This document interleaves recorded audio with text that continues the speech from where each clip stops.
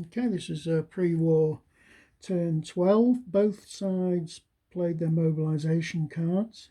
Now, that's effectively created a, well, it's caused the war to start. Now, that means we've had to place war turn 0 on the map on the slot 12. We've also had to place war turn 1 on slot 13 and Warsaw Pact Mobilisation 1 on that slot as well. Now,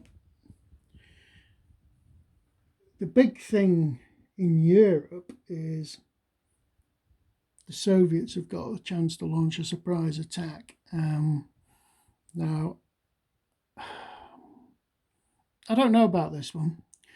Role-playing this, I would say no, that this wouldn't take place because neither side were really wanting a war, and they've been pushed into war by the circumstances in Iran at the moment. But anyway, I've got to make that decision because it means that the Soviets can actually attack on war turn 0, and the NATO doesn't have any reaction. It doesn't have its normal NATO reaction move, and you don't get a Norwegian early warning, etc. We'll discuss that a bit more when we get to that particular part of the game. At the moment, because Persian Gulf is actually totally separate from the main game, I'm going to play the Persian Gulf and the Middle East theatres out before I actually go and have a look at Europe. One thing that has arrived is the United States have got these 3 POMCUS, I think it's called, units that arrive. This is an American system where all the equipment's stored in Europe, but the personnel stay in America and they're flown in at the event of a war. I've also not played these forces up here into the Gulf, even though I could have done, because I'm actually going to use these in Europe, unless of course the situation becomes unstable somewhere and I need to play them elsewhere. But the current plan is to move them to Europe.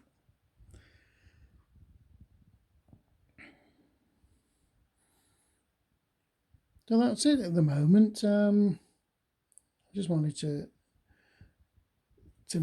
let people know that the war has actually started, even though I may be just looking at the Persian Gulf for the first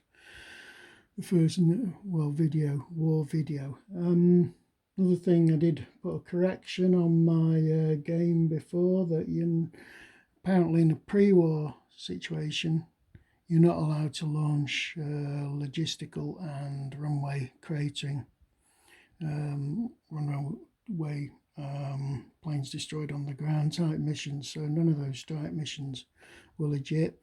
To be quite honest, they've not really inflicted much in the way of casualties. I think they blew up a MiG-19 on the runway, and that's about it. So it hasn't really affected the game very much. I'm just going to leave it. Just be wary anyone else playing that game. Just have a look at the pre-war turn conditions, because there are a few things that you can't do. There's obvious things you can't do, that you can't engage the NATO and Warsaw Pact air transport capabilities unless certain cards have been played. But I've got to admit, I never really thought about deep strikes and logistical strikes. Right, that'll do for the first notification that we're at war, guys.